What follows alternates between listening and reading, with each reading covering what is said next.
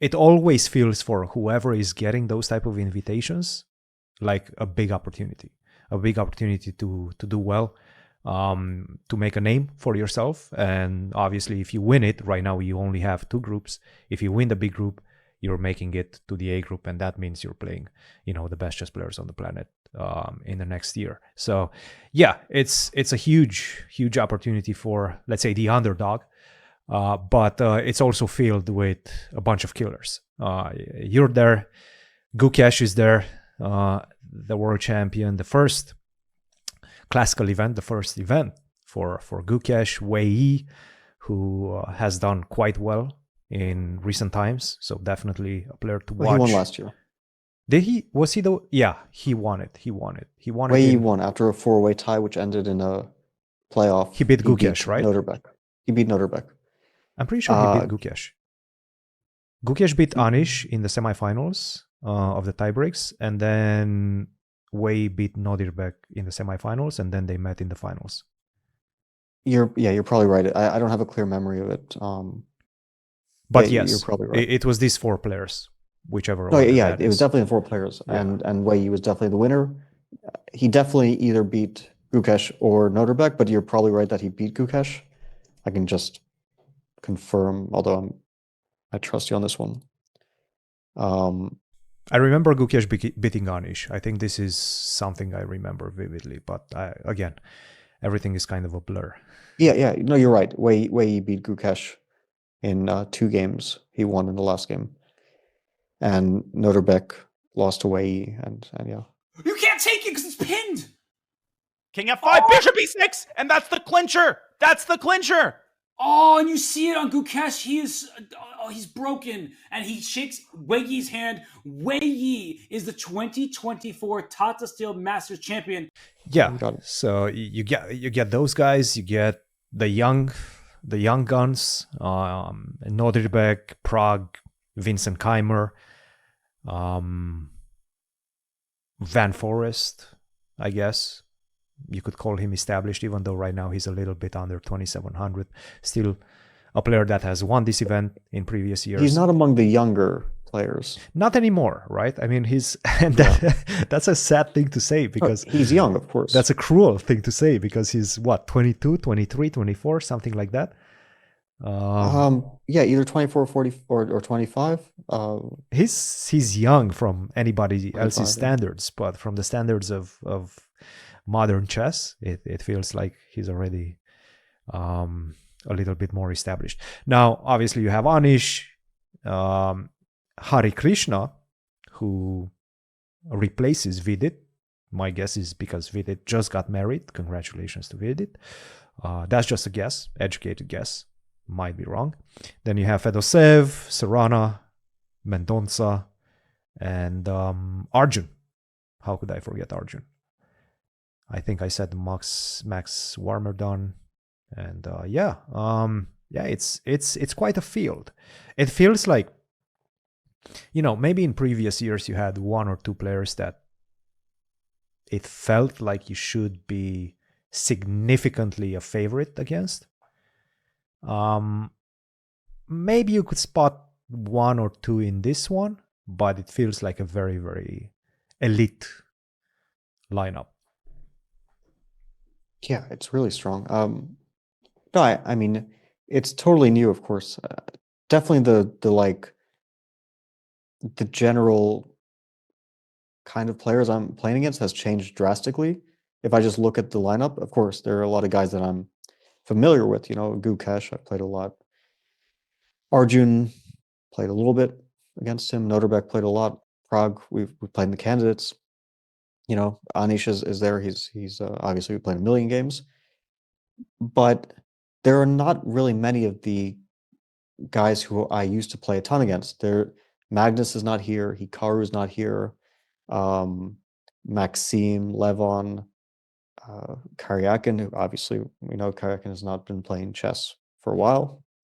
But a lot of the guys who I used to play, Mamedyarov, I mean, I can just go on and on. A lot of the guys, not to speak of the older generation, like Vishy, Kramnik, and so on, I simply don't really play them. So it's mostly either guys in their early 20s or like Arjun, like Vincent, or their late teenage years, like Prague, Gukesh. There's only 3 players, I think, over the age of 30. It's Pantala, and myself, and Anish. Yep. So I'm the second oldest player in the tournament,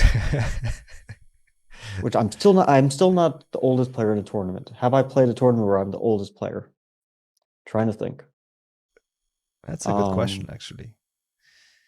I don't think you This thing- have. No, I don't think so, but it's really gotten close. Like, there's always one guy who saves me. But if Fitted were playing into Pantala, I would be the oldest player in the tournament. No, for sure. For sure. No. So And it was very close. Harry is saving me. Harry saving you. Yeah. Actually, But last moment. it's kind of funny because I'm, when I spoke about like the previous generation who were like top players, like if we go back, 12 years or so, we're talking about players who were in their 40s, right? And there was a bunch of them who were playing and actively the best players, some of the best players in the world, like Vichy and Topalov and so on. But now you have a few guys in their 30s, most in early 30s, nobody really close to 40, and a lot of guys who are between the ages of 18 and 22, I guess. I'm not exactly sure how old Fedoseev is, but I think he's probably in his mid to late 20s. I think he's as well. 30. I think he already hit 30. Oh, is but he? I believe so. At least that was my 29. impression. 29. Okay, Or- okay. Okay, 29. So he hasn't even hit 30. Yeah, no, for some reason I thought he was born like 98, but he's born 95, which also makes sense. I mean, he's been around for a long time. If we even go back like 5 years, he was like 2760. So he was a top player even quite a few years ago. I mean, he tied for the World Championship, right? The Rapid World Championship, and then lost against Vichy in the Sure, finals. yeah. No, I'm So, talking about yeah, he's classical mostly, but yeah, Rapid, of course. he's been around as an elite guy for a while. Yeah, I know. The generations are blending together It's somewhat. definitely a shift. Yeah. It's a big shift. Part of it is because my generation, they don't really seem to like classical chess too much also.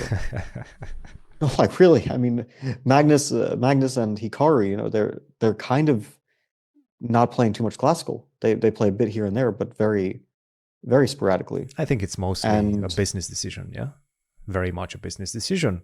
Obviously supported Is it also by yeah, maybe pleasure as well. Like their they don't really priorities. enjoy it. Yeah.